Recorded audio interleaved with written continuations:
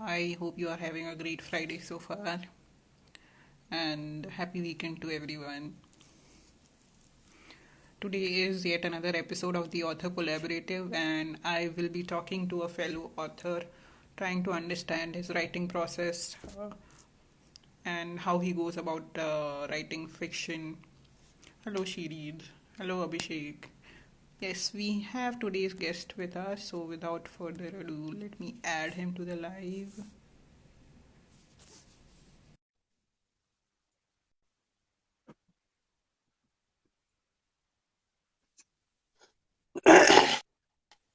Hello, Abhishek. Hey, hi Manali.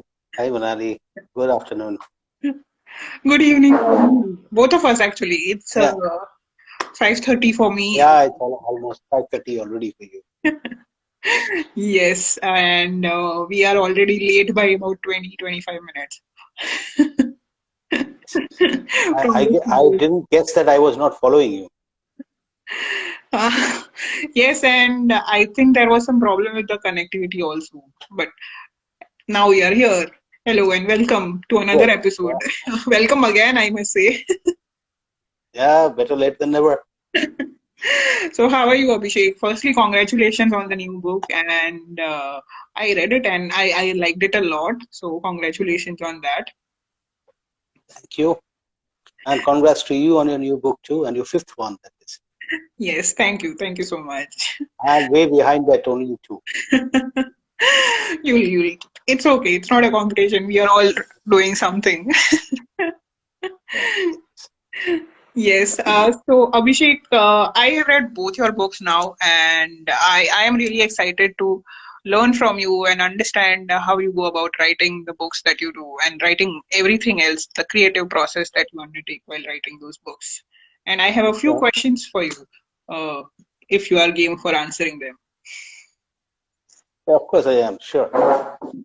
Yes, let me just open my set of questions because we there was a slight delay and yes, I have them here.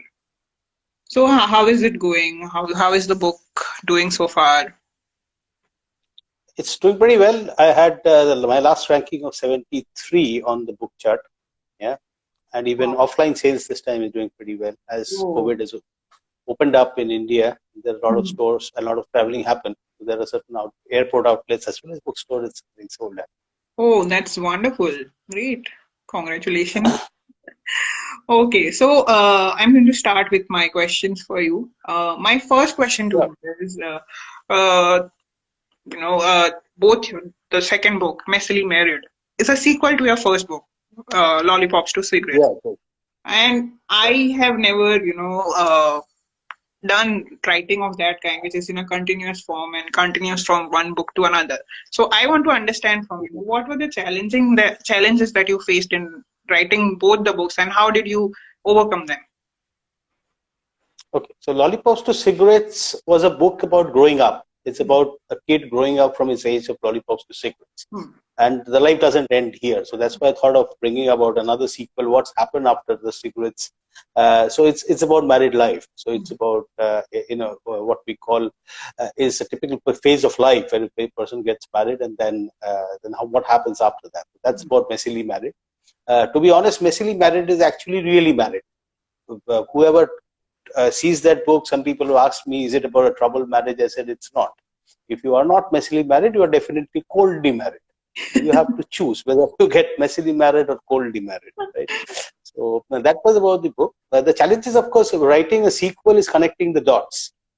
Hmm. Okay, so and if you miss the dot somewhere on your first book, it will not relate to the other. Hmm. So first thing to overcome that challenge is read my own first book before I try to write the second. So Hmm. once we are clear about that, the second piece is to do the outline right as to how we're going to take the second book forward. Hmm. Right. So Hmm. in my first book also, I had in this book also I have used. There is some connectivity issue. Are you able to hear? Yes, now I am. We lost you for a bit in between. Yes, continue, please. Yeah. Yeah. So I was saying in the first book I used flash forwards and flashbacks. Hmm. The same thing I used here in Hmm. flash forwards and flashback. what I had to get that right into the reader's mind, I have also used the right dates.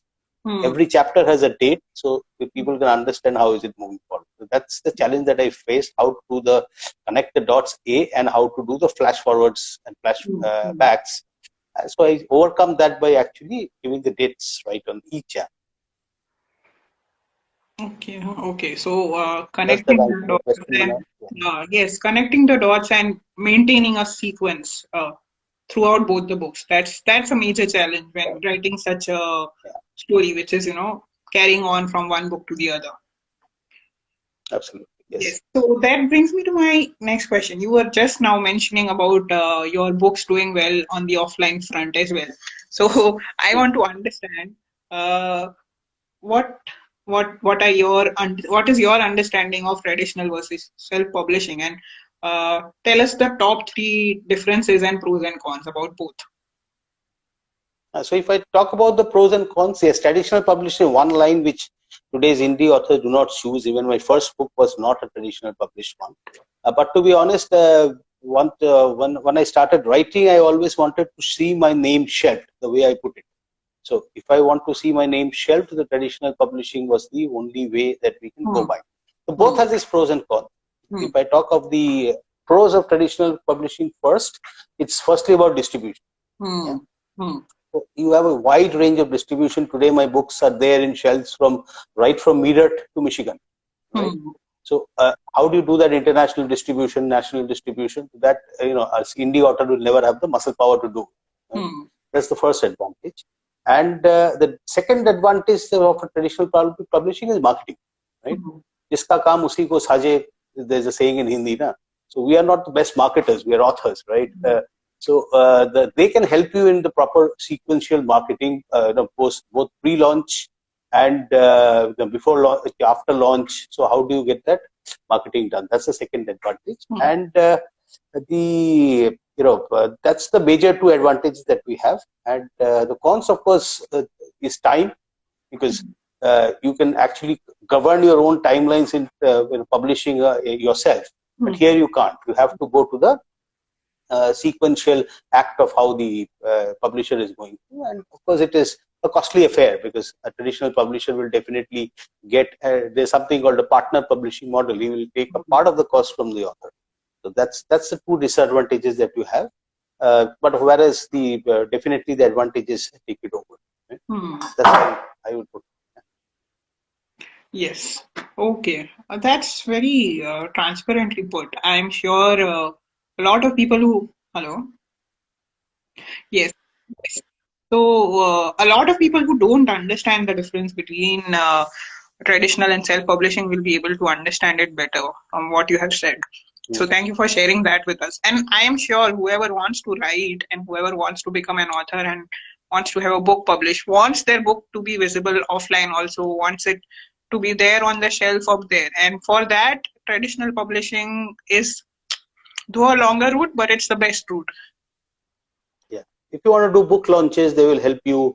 And actually, an author loves to sign his own books. You will know as an author. So Yes. they will give such opportunities to you. They'll take you to stores. It's good to see when you're flying around the country, your own books on the shelf. So these things are there in traditional publishing, which you may not get directly in the. And of course, another very important part which I missed, I should talk about it, is the professional editing in terms of in traditional publishing. So no matter how much we try, whatever tools we use, typically it is very difficult to check yourself. A couple of mistakes did remain in my first book, but this was eradicated completely in the second book. Okay. Yes. That's Because another they have advantage. rounds of it. We have a question from floating on pages. They're asking any tips Yeah. to become an author. Would you like to? Simple. Yes, you just take a laptop and start typing. Yeah? Something or the other will come out. Yeah. Oh, very, very Everybody has straightforward and something to honest say. answer. Yes. Everybody has something to say, right? Your mind also always works. Apart from the 6-7 hours or 8 hours you sleep, your mind is on work. Yes, So very start true. Yes. writing whenever you want, Mm. right? Yes. Which brings me to my next question is that you already answered it, but still I want to go ahead and ask you that question. Uh, Mm, so your books already have a bookstore presence, as you already mentioned. But yeah. does this help with the sales and the overall recognition as an author or a writer? So I don't know internationally, but nationally, even in India, typically when I sign books, I have seen that the most people get actually taking my book and getting a signature is what I would call senior citizens, right? About 50s or 60s, Hmm. right? So the entire reader presence in India, if you see, the millennials are probably hooked to Netflix more than books, right? So, in my words, in my last book launch, I was speaking about it when we were young. I'm digressing a bit, sorry, but this is I thought Hmm. I will share. When we were young, we used to hear from our parents that you need three things to actually live: Hmm. roti, kapra, or makan. Hmm. But in the last decade, we have simplified life. Now you don't need three things to live. You just need a free Wi-Fi. So So that's how things have changed, and it's very difficult to actually sell books. But however, the reader base that we have in India, 40% of the sale actually comes from bookstore. It has been difficult in the pandemic times, but with things opening up, luckily for us, I was a bit afraid that I launched it in December and Omicron hit ourselves in Hmm. Jan. But luckily, it subdued well in February, and this month actually I've got 40% of it's directly from the bookstore. Wow, that's wonderful. So yes, bookstores do help. I wanted to understand it personally because none of my books have a huge bookstore presence. They are there, but they are not far and wide. They have a very Right. limited bookstore presence. So I wanted to understand it personally, and also, of course, to whoever is viewing this, they also need to understand how it helps and whether it is. And I was surprised to see the bookstore sales of towns like Ranchi, Bhopal, Meerut, Ghaziabad. So it is Wow. actually small towns which generate more sales. Hmm. That's very surprising, and yes, so that is quite lucrative for all kinds of authors, new and established authors. Thank you for sharing that with us. My next question is, both your books, they are kind of semi autobiographical and they are inspired by reality. So, what tips can you give about writing such fiction, which is inspired by real life? Yeah, that's actually easier to write. My tip is that it is easier to write what is reality because you know about it and connect the dots there as I was talking. So, three Hmm. tips basically. Firstly, be bold, right? Hmm. Writing an autobiography is not easy. You have to be bold, be honest. But the last part is do cover the subtle curves, right? Hmm. It's like wearing a miniskirt, Hmm. right? You have to be careful, but however, cover the right things and expose the rest. So that's how it is. That's the tip that I would have in writing an autobiographical kind of a fiction. So you need to know where exactly the story begins and where reality stops. Hmm. Yeah, very well said. Drawing the line between, kitna dikhana hai, kitna chubana hai. Right. Yes. Which brings me to my very last question, and I think very important because it's a question which will give out real tips to myself and to whoever is listening. I want you to share three tips related to the following three. Uh, Three tips for writing a Dead Sea. Yeah. That's the Tips first for one. writing a best. Dead Sea. Okay. So first is that you reflect on a personal loss, Hmm. right? And then you start feeling it. Put yourself in that shoes. Go back to I actually went back to when I lost my father. So Hmm. that's the most personal, close personal loss that I can have. Reflect on it, and then see how you felt, and exactly bring in those feelings because any personal loss across the globe will have the same. That's my Hmm. tip about writing Hmm. a death scene. Okay. And my second one is your tip for writing a physical intimacy scene. Okay. So firstly, feel it, right? So when you feel it, you write it. And second tip is write it raw first. Hmm. Don't edit in your Hmm. mind because typically when these scenes comes, even with happens with movies also, the first step the director thinks about editing it. Don't do it. Shoot it raw, Hmm. right? And then after that you do actual editing of it. Do Hmm. the cover the curves with right words, right? And then you do a word brushing. It's like actually putting a blanket up and then showing the epithets. Okay, that's a great tip. Thank you. And the last part of the question is a scene based on a real life incident or a calamity, because I have noticed that in both your books. You mean real life incident? Yes. So firstly, again, slip down memory lane. So get that real life incident fresh in your memories. Then again, you write it down, as I said, boldly, honestly. And lastly, remember to change the names. Okay, but I want to specifically talk about writing a scene related to a tragedy or a calamity in real life, and how, okay, it probably becomes easier if you are a part of that calamity and if you have experienced it. But how can one write if they have not experienced it? So, for example, if I give this example of my book, this has a example of calamity. I did not go through it myself, but I actually researched enough and got a few stories, okay, of people who actually faced it. Then try to imagine myself in that situation, right? And then write it down. Okay. So here also I changed the names of the person that I've used, but it is a real story about somebody going through that. Because it feels very, very real and authentic. When you read that calamity scene, it's almost impossible to imagine that you have not experienced it yourself. You are very much feeling what the vulnerability and the scared moments that the character is feeling. So that's a very important point you have brought out. Doing research and probably talking to people who have experienced that tragedy is also important. Yes. So I thank you. talked to about 7 people who were in that kind of a scene and then selected the best story.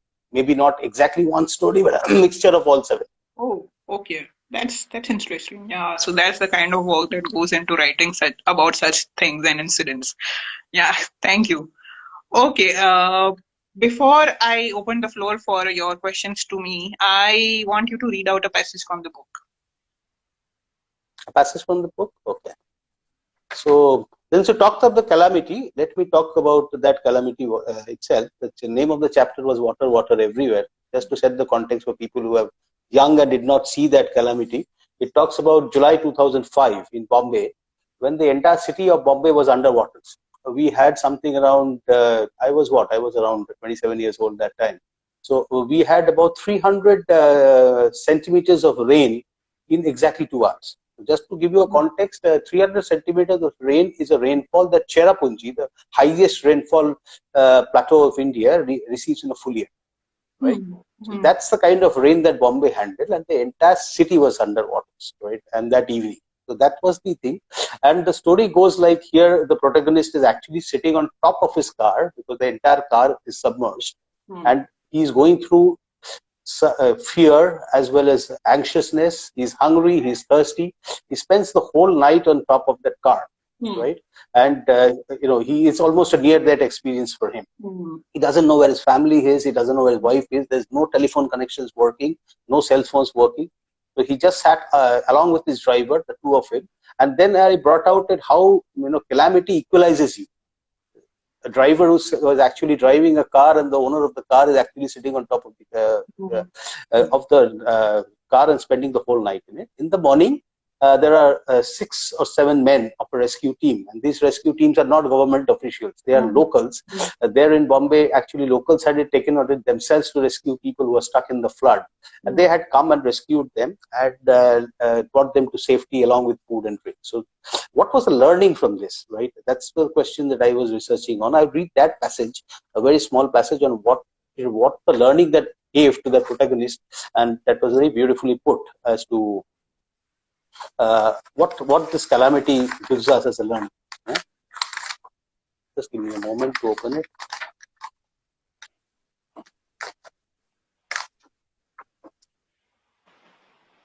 So he talks about the Mumbai floods of 2005 taught me 3 valuable lessons of life. 1, nature is almighty. We should bow to her fury. She is as much a destroyer as a creator. 2, we should value everyone around us. Life is not a solo journey, and every human we touch, right, becomes a part of our existence.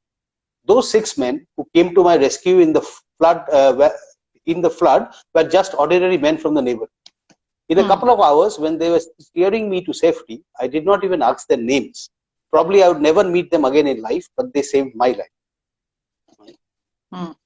Number three, we take relationships so granted. Right? I met Shreya, that is the protagonist's wife. I met Shreya every day at Borivali station when we returned from work. We shared a Hmm. milkshake and walked back home every day. Each evening, we took that moment for granted. Nature taught me that all these moments were so valuable. When I was so worried of Shreya that ghastly evening, I realized that every tomorrow may have something unexpected in store for us. So I decided to make the most of my time with Shreya. That's the message. Wonderful. In fact, this was one of the parts from the entire book, which is my personal favorite. So I'm really happy that you chose to read this particular chapter. Okay. Since we talked of the calamity, I thought I will share Yeah. with the listeners exactly that. Yeah. So now, Abhishek, I leave the floor open to you. If you have any questions based on the reading of my book. Yeah, sure. I also have 5 questions for you. Yeah. So the first question was actually related to your story, The Unblind Date. Hmm. Right? That I think is third or story in your book, Hmm. right? And that story has many similarities to the concept with actually my own novel, Basically Married. It is also about a couple getting married after it's 18 Hmm. years journey of a couple. Hmm. So what made you trigger such a concept? Was it personal experience, or what did you feel while writing such that story? Is what I want to know.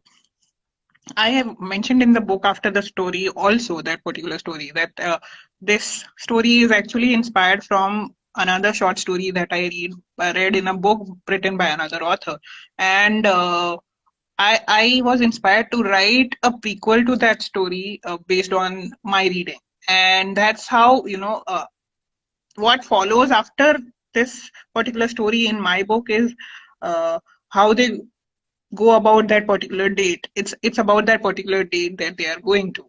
That's what the entire follow up to this story is. And so I thought, why not show a part where how they met and how that particular date came about and how it became a tradition of sort where they continue doing these dates over a period of time. Having said that, another thing that inspired me was how my husband and I met. That was also very similar to how these two met. So these were two factors that came together for the formation of this particular story titled "The Unblind Date." Oh, great. Okay, so that's a very interesting story. The second, and of course, the second question is about, of course, the title story, Under the Mistletoe, Hmm. right? Hmm. So what triggered this title? When I read the story, the mistletoe was just I would say, an excuse there. The story is not about a mistletoe, right? So why this title, and a lovely illustration that you had? Yeah. So the plan was always to have a collection theme around Christmas and the festive season. And I wanted to use a phrase or something related to the festive season, which everyone can connect to. Like instantly, if they read the title, they know they are going to read a Christmas story. At least one Christmas story is part of the anthology. That was the idea. So I was, just searching for cliches and phrases which are connected to the festive season. And Under the Mistletoe is something that I have also read and heard about from childhood. It's something that cannot be missed when you are talking about the festive season. So that's how the title came about. And the story was already there. I wanted to tell a story where there is loss of somebody in the personal life of the protagonist, and I wanted to show healing and how that particular processes particular character processes the loss, and I wanted to give it a twist. I didn't want to show Under the Mistletoe as being the traditional kind of couple kissing under the mistletoe. I wanted to show that standing under the mistletoe is not necessarily about romance. It's also about healing. It's also about hope. And that's how the title came about. Great. So relating to this is my third question is about Christmas. So if you read the story, it's under diverse situations, all the stories, Hmm. but they are stitched by a common thread of Christmas. So I'm very intrigued to know that did you right through the year with Christmas launch in mind, or you just scripted somewhere in November? How was it actually go about? So two stories, The Unblind Date and The War Within. I wrote somewhere in September and October, and I thought of giving it a try. I already had two stories, so I was like, probably I can write a few more and make it into an anthology. And I had this particular date in mind where I wanted to launch it before the end of the year, and I was thinking of a theme to connect them all, and I thought Christmas would be a good time. The original stories, all the 12 stories originally are not connected by the theme of Christmas. Most of them were written a few years back, and the two stories that I'm talking about, The Unblind Date and The War Within, they also did not originally have a Christmas or New Year feeling to them.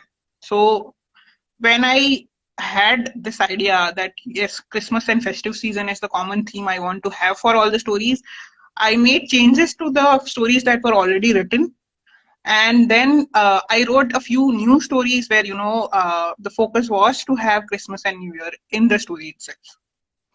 So it was a combination of both. Some stories were already there, but I had to make changes to incorporate the festive season and Christmassy vibe into them. And the new stories that I wrote, I already knew that Christmas is going to be very much part of them. Coincidentally, we actually both launched our book on Christmas. Yes, I remember you had shared on social media, and I was like, this is an amazing opportunity to talk to you again. Yeah. So again, coming back to your book, of course, I would say it's a romantic fiction, but again, very nicely you have diversified romance in various situations, right? You have talks about office romance, you have this after marriage romance, you have romance in a death, right? So the various situations, you have romance in a McDonald's. So how did you think of all these concepts? Was it personal experiences or just imagination? Is very, very intriguing for me to ask you. A few of them are personal experiences. Like Secret Santa is something we have all experienced in our corporate jobs. So that wasn't very hard to put it into something fictional. Uh, Other than that, Touch Me Not, The Unblind Date, they were fictional, but they were amalgamation of my own experiences and experiences shared by other people. Touch Me Not was uh, it's the story that every woman has gone through. Every woman who has been traumatized or abused has something or the something similar or different happening in her life, and I wanted to show how she comes out of it, and that was very important for me, and that's how that came about. I guess that's it. Great. Yeah, that's the question that I had for you, and it's a very nice book. I really loved, enjoyed. Actually, to be very honest, I was reading the book. I think last evening. Yes, I went on reading to the entire book in one shot. Very short book, but it was very, very lively reading. Thank you. I'm happy to hear that. It makes me really happy that people are able to connect so well to the stories. Mhm. Yes, so that's what I had from my side. Okay.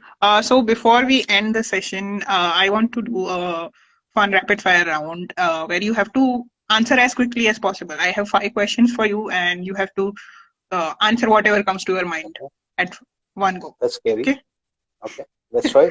Let me quickly open the questions again. Okay. So something about you that's not in either of your books. I started writing at 45. That's one one thing that people won't know. Yeah, I Okay. did 2 books in 2 years. Interesting trivia. Right. My next question is a fact about publishing that no one warned you about. Mm. Learn to be a beggar, and you can't be a chooser. You actually have to beg publishing houses for getting a book published. Yes. Okay, yeah, good one. Yeah, Very honest. I I like that. am actually, to be honest, that's very difficult for me because I'm a vice president with a large corporate.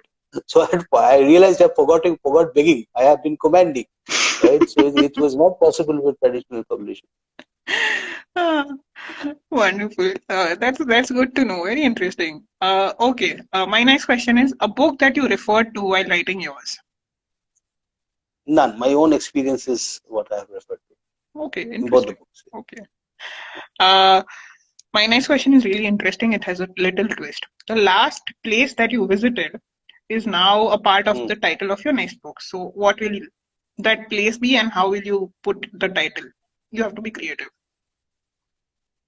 You are saying that last place I have visited, I want to use that place as a title of my book. That's Yes, your intention. it has to be a part of your next book title. Okay, that's interesting. And since COVID, we have not visited too many places, to be honest, except my study room and my living room.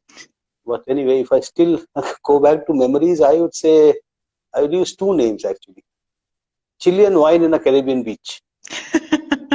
Nice. That would be an interesting read. I guess everyone wants to experience that, so they'll be willing to read it, of course. My last question to That's my you is retirement dream. fiction or non-fiction? Pick a genre you need to read for the rest of your life and why. So with a Chilean wine and a Caribbean beach, I definitely want to retire in a Caribbean beach with fiction books. Because reality is something which is haunting us every day, day in and day out. So it's better to live the retired life with fiction. Wonderful. Great answers, Abhishek. So, if you have any rapid fire questions for me, it's your turn now. So, okay, so let me test you also in the same way, Anna. In all your books, you have openly declared to the general public that your husband doesn't read. Right? So if he if you were to, or he gave you a gift of saying, "Chalo, I'll read one book of yours out of the five," which one would you give? Probably love triangle because he's already like 20-25% there inside the book. So yeah, and it's the longest book. So if he really reads it, I'll be like, yes, finally, I have turned him into a reader. Oh, when you said 25% there, I hope you are not forming a love triangle.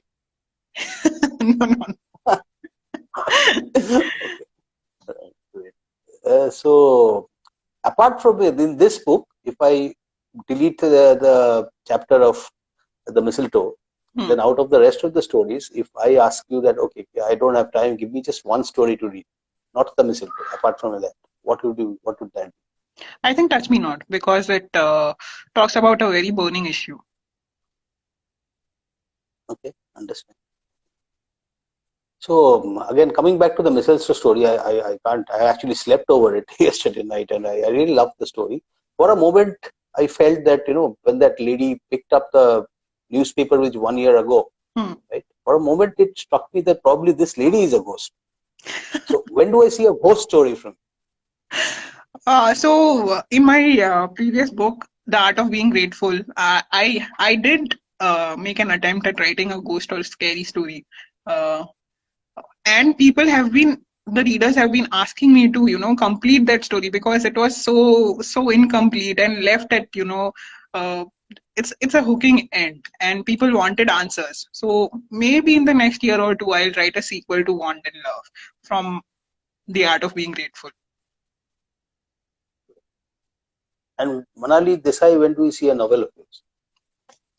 I have already written Love Triangle, which has won 2 awards, and I am writing a spin-off, uh, and I'm hoping to release it by June this year. So my second novel is coming out soon. So now let me ask you a blunt question. In social media, you have to answer that. Sorry, Apart social from media. me, you have to answer that in social media. So it's a blunt and bold question. So apart from me, if you want you to select an author whose book you never pick again, which author? You're putting me in trouble. I am not going to name anyone particularly, but I do want to say there is a particular section of the authors, indie authors, that I avoid. Uh, the one who focus too much on the promotion and not on the content. Those are the kind of indie authors I avoid. Great. So Uh, that's in the promotion part of their books and their writing, they forget to focus on the content, and I believe as writers, we need to first write a good quality product and then promote it. So great, Manali. That's all I had from my end. Yes, Nice thank catching you, up with you again. Abhishek, for being a guest on the Author Collaborative once again. I hope we can do this again soon. So I am really, pushing you to write another book so we can do this again soon. Yeah. So okay, the Chilean wine will be there very soon. We are hoping to read it really soon because I really like both your books, and especially Lollipops to Cigarettes, because as you remember, probably it was one of my best reads of 2020, and I'm Yeah. really looking forward to more books from you. Yeah. Great, Manali. Nice connecting with you. Thank you. Yes, Have a same here. great Thank evening. you for joining me, Abhishek, and thank you everyone for joining me. This video will be on my IGTV and on my YouTube. So, in case you have missed out listening to the full conversation, you can always go back and have a look. Thank you, Abhishek. Good night. Thank you everyone Thank for you. joining Good us. night.